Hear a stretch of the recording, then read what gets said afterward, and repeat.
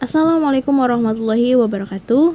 My name is Yeskia Cindy with student number 113042034 from class B.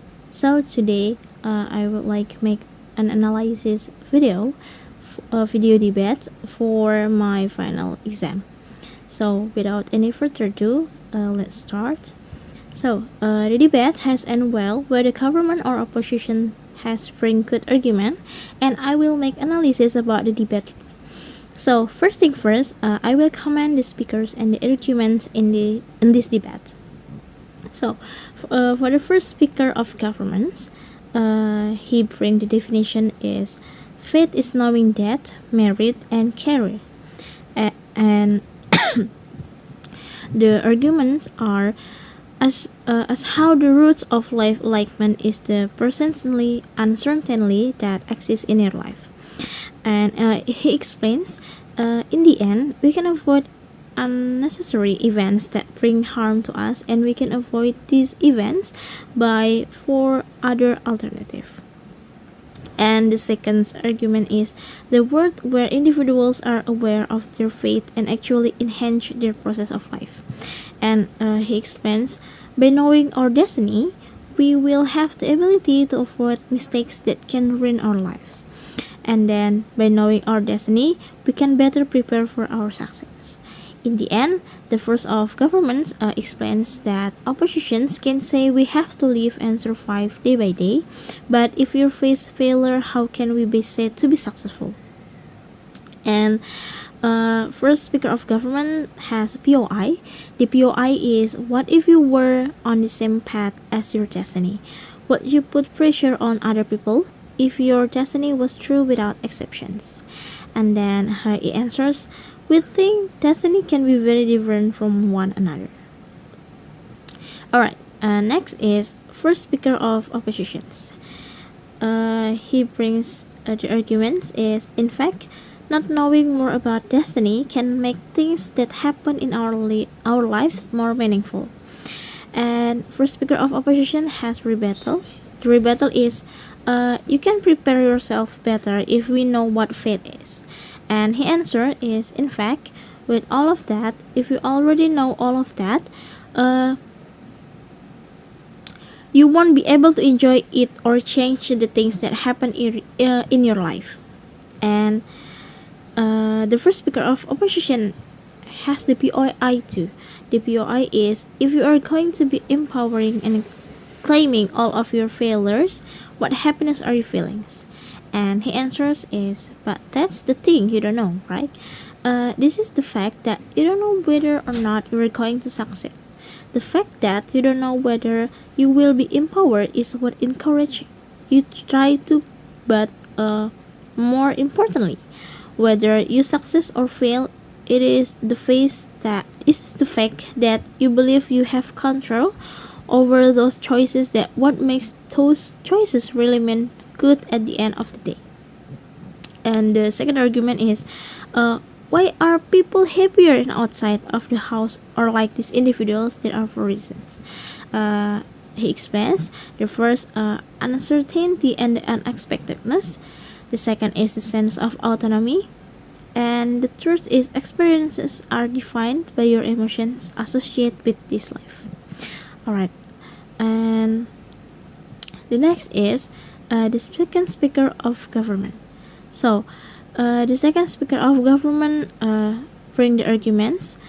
The first is, even without free will and predetermined outcomes, life still has meaning. He explains about, first, reframing success. Society's definition of success is narrow and exclusive, meaning can be found in the present moment and experience, not simply achieving a specific goal. And the second is about shifting blame. Without free will, individuals cannot be blamed for failures determined by a predetermined system.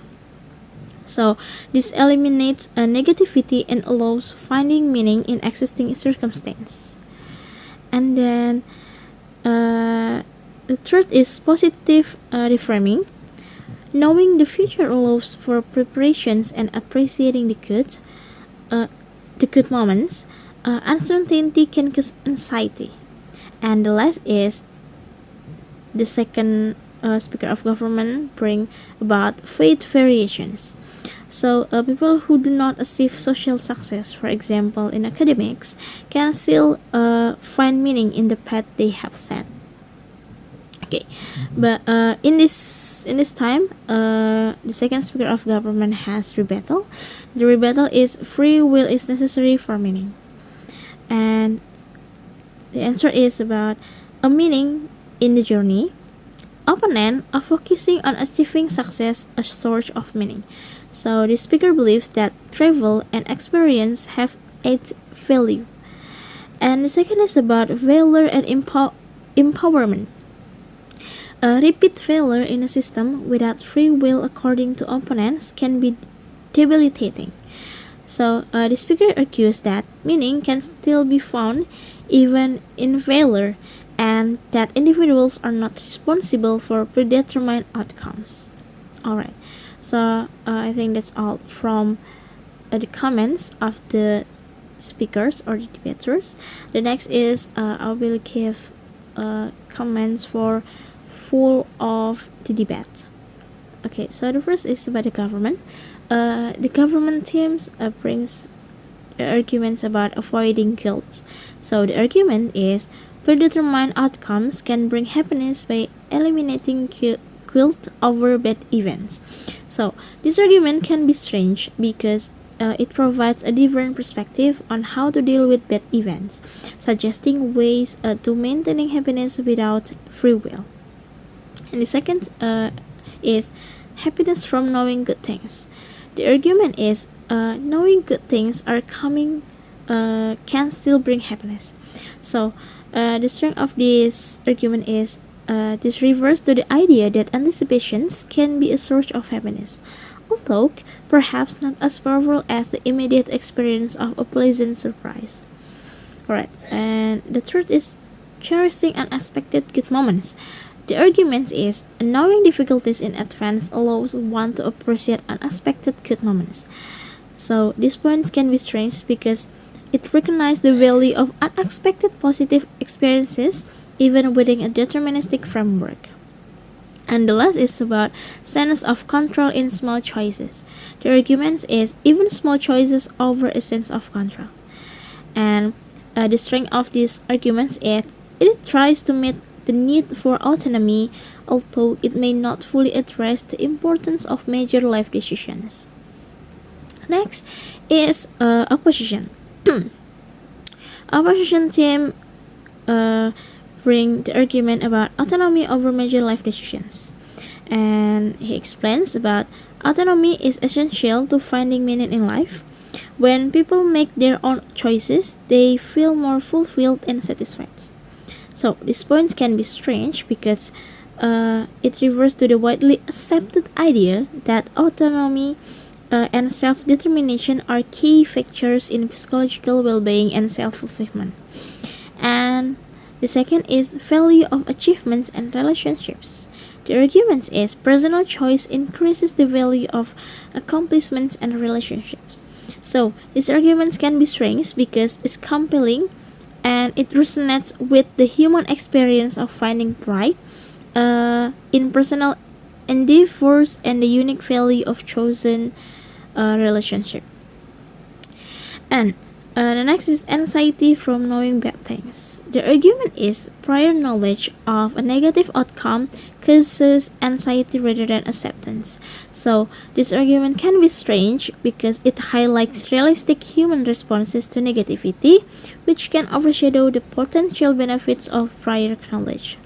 And the last is about unexpected good moments. The argument is the unpredictability of good moments makes them more meaningful. And the strength of this argument is this fits with common experience that surprises often bring more happiness and rewards. Alright, so we jump to the analysis. First, power of oppositions. So the opposition arguments are deeply rooted in psychological theories of well-being, autonomy, and the human experience of value through personal efforts and choice. And the point about anxiety from knowing a negative outcome is powerful because it fits with common human behavior and feelings. The second is about government change. The government offers a different perspective on happiness and how to cope, which is valuable but perhaps not as powerful. And the idea of finding happiness in anticipation is appealing, but less powerful than the intrinsic value of autonomy and unexpected joy. So, the conclusion is the opposition side appears to present a stronger case overall. Their arguments are more directly related to widely accepted psychological principles and human experience regarding autonomy, the value of personal choice, and the profound impact of uncertainty on happiness and meaning. The government makes valid points, especially about avoiding guilt and finding joy in anticipations, but these don't seem to outweigh the fundamental human and need for autonomy and enhance meaning from personal choices and unexpected positive experiences.